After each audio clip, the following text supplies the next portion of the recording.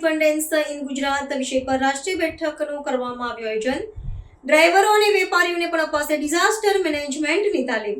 Gandhinagar state emergency operation centre ખાતે મહેસૂલ વિભાગના અધિક મુખ્ય સચિવ ડોક્ટર જયંતિ રવિના અધ્યક્ષસ્થાને ગુજરાતમાં આપત્તિ સજ્જતા વિષય પર એક મહત્વપૂર્ણ રાષ્ટ્રીય બેઠકનું આયોજન કરવામાં આવ્યું હતું.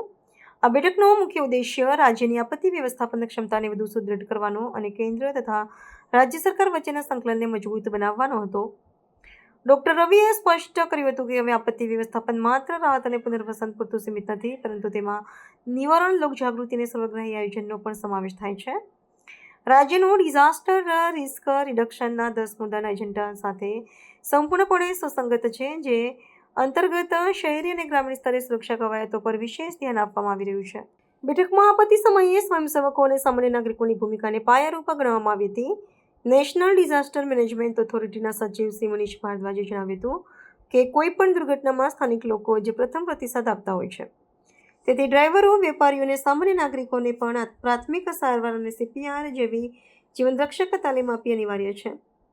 રાજ્ય સરકાર દ્વારા સજ્જ સમુદાય સુરક્ષિત ગ્રામ અભિયાન હેઠળ બાયસેગના માધ્યમથી લાખો લોકોને તાલીમબદ્ધ કરવામાં આવી રહ્યા છે.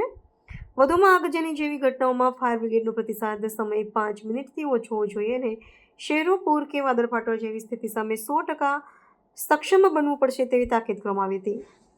ગુજરાતમાં રાસાયણિક ઉદ્યોગના વ્યાપને ધ્યાનમાં રાખીને NDMAના સભ્યો ડોક્ટર દિનેશ કુમાર અસવાલે વૈજ્ઞાનિક ડેટા આધારિત આયોજન અને જોખમ નિરૂપણ પર ભાર મૂક્યો હતો.